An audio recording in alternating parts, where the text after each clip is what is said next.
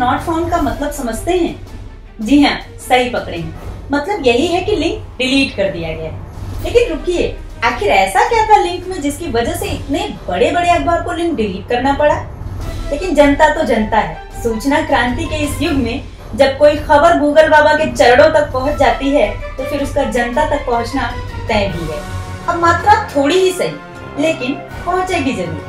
BJP अध्यक्ष अमित शाह की संपत्ति पिछले 5 सालों में 300 गुना बढ़ गई। इस बात का खुलासा 28 जुलाई को राज्यसभा सदस्य पद के नामांकन में हुआ।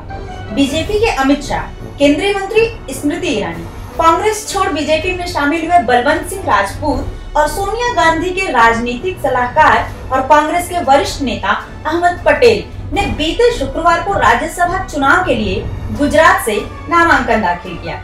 नामांकन पत्रों में इन चारों उम्मीदवार की संपत्ति में इजाफा देखने को मिला। निर्वाचन आयोग को दिए गए हलफनामे के अनुसार पिछले 5 सालों में अमित शाह की संपत्ति में करीब 300 गुना की बढ़ोतरी हुई है।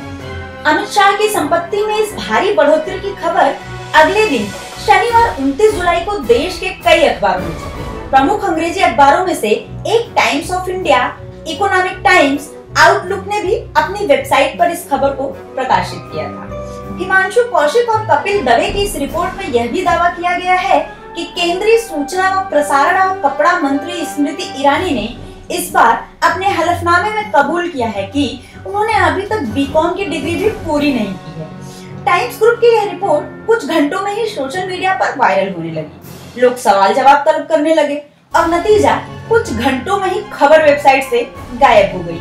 पेज नॉट फाउंड आ रहा है। तो क्या सरकार का इतना बुरा हाल हो गया है कि अब विकास की खबर से भी घबराने लगे?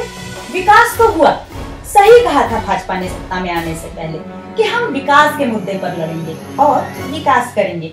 देखिए, विकास तो हुआ, अब वो चाहे जनता का भले ही न हुआ हो, लेकिन नेताओं का तो हुआ ही है।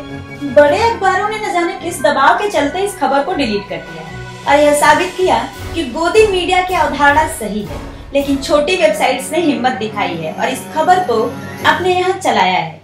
इसके अलावा जनसत्ता ने भी इस खबर को अपने यहाँ जगह दी है। ब्यूरो रिपोर्ट, टेढ़ी उंगली।